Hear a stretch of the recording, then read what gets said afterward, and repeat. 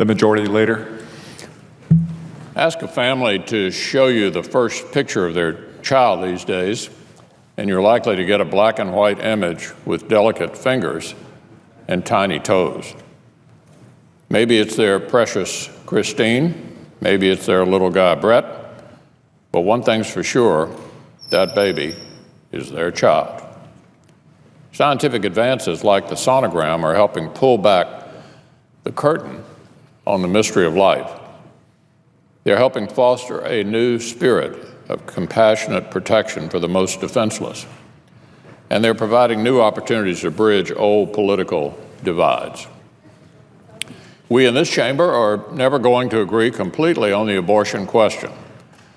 But we should at least be able to agree that if an unborn child has reached the point where he or she can feel pain, that child's life deserves protection. Science is telling us that a child can reach this stage around 20 weeks. In other words, 5 months. This is when unborn children can react, even recoil, to stimuli an adult would recognize as painful. This is when doctors even administer fetal anesthesia during surgery. And as a New England Journal of Medicine study recently demonstrated, babies delivered at this age can survive outside the womb. So even if we differ on the larger abortion issue, can't we at least agree that children at this late stage of development deserve our protection? The American people seem to think so. Polls show that Americans, American women, and American men oppose abortions after 5 months. The fact is that we are now one of just 7 nations, among them countries like North Korea and China, that allow elective abortions at such a late stage. Can't we do better than this as a country? The Pain-Capable Unborn Child Protection Act would allow America to finally join the ranks of the most civilized nations on this issue.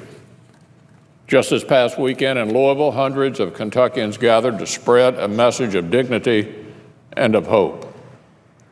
They marched for those who may not meet them. They marched for those who may not hear them.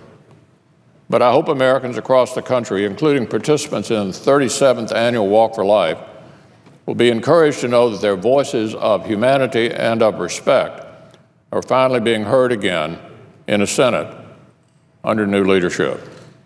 The executive director of Kentucky Right to Life says the issue before us is critical. We have worked tirelessly, she said, to give these defenseless babies some protection. Several states have already taken action to protect these children. So has the House of Representatives. Now it's up to each of us to show where we stand. We're seeing how science is changing this debate.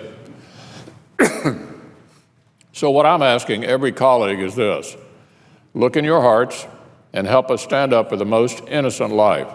Help us protect that beating heart in that sonogram.